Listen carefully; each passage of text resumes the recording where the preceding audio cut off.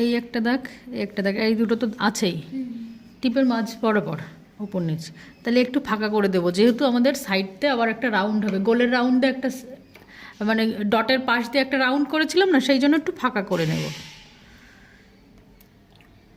এই একটু ফাঁকা করে নিলাম। এবার এখান দিয়ে তুলি টেনে দুপাশেরটাই একসাথে সাথে করতে করতে যাবে, না হলে এক পাশ হয়ে গেলে আরেক পাশ করতে গেলে সমস্যা হবে। এই যে অর্ধেকটা যে বলেছিলাম না, অর্ধেকটা টেনে তারপরে এখান থেকে এসে এখানে লাগিয়ে দেবে।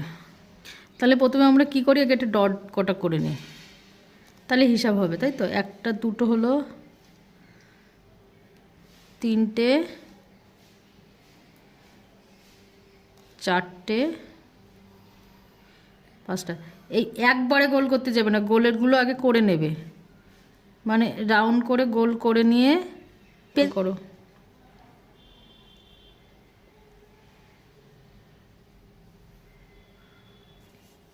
আবার প্রথমে অর্ধেকটা রাউন্ড করে নিয়ে তারপরে টানবো, এই অর্ধেকটা, তারপরে পুরোটা। মানে এইগুলো বেশি নিচের দিকে চলে আসলে কিন্তু ভাল লাগবে না।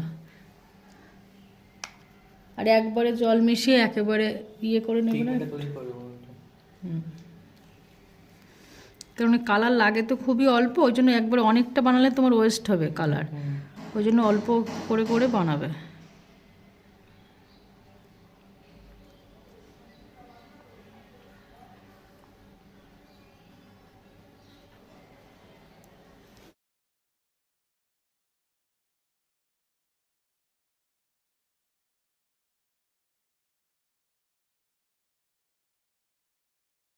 ভাল লাগবে না, এইগুলো নিজেদেরই কিন্তু বুঝতে হবে কোথায় ফাঁকা লাগছে, কি মোটিভ অ্যাড করলে ভাল লাগবে, এইটাও তোমাদের নিজেদের ভাবতে হবে।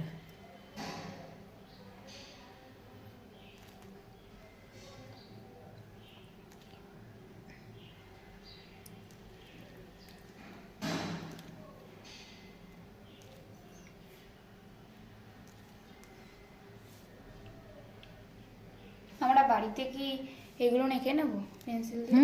এখানে এখনই তো করবে। এই পেপার, এই খাতাগুলো নাকি 600 টাকা। কে বলছে? ওই যে রোহানদা, তোমরাই তো বলেছো ওই দোকানে 600 টাকা। বুস্টার প্যাডের যেটা দাম সেটা ব্ল্যাক বুস্টার যেটা প্যাড তো আনতে বলেনি। 8 ল্যাবের প্যাড কত? তুমি যেটা দেখাচ্ছ সেটা দেখো। আচ্ছা হ্যাঁ, এখন এটা দেখো, পরে ওটা নিয়ে বলো। ইল বলছি তুই কী খাস, সেইগুলো বাড়ির থেকে পরে দিন একটু।